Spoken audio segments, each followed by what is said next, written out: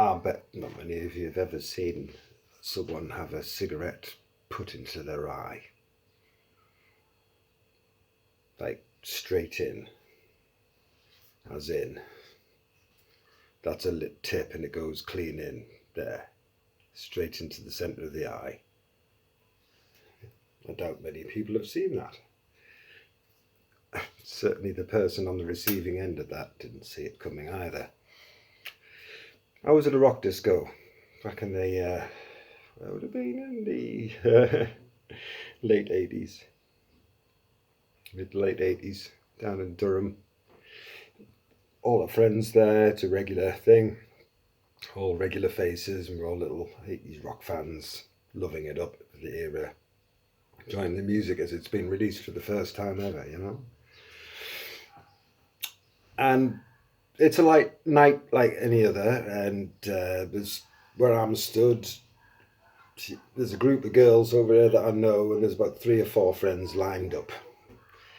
And there's one girl, Joanne, is smoking a cigarette in the room, because you could back then. And as lasses do, she's like, you know, they're all bopping, chilling to the music, bopping, you know, moving the music. And she's drawn on this cigarette. And she keeps, you know, when she's holding her way out of it. Every time she's one of these kind of things, you know, it's almost like she's some kind of housewife over the garden fence to the neighbour. Well, he said, you know, and, you know, the over the top tapping, you know, she's very doing all this shit. That's just last for you anyway. Everyone else is just standing there, you know, smoking tabs normally, like. So she's doing this action. And I just happen to be looking over in that general direction at the time. And of course she's standing in another friend here when, what's her name now? It'll come back to us. One of the friends comes back and sticks her head over her shoulder between them, the two of them, to come and say hello. And she smiles and she's put the silly face on. She's going to hello to her friends, you know. And at the exact moment she popped her head through was the moment Joanne did that, not knowing that the friend was actually right behind her. So she leant in, just back with her friends. That happened. And she pretty much put her face into the cigarette as it came up to her. There was no avoiding it. Back where I'm stood, I saw, I wish I could remember her name. Of course, as soon as I finish this video, I'll remember her name.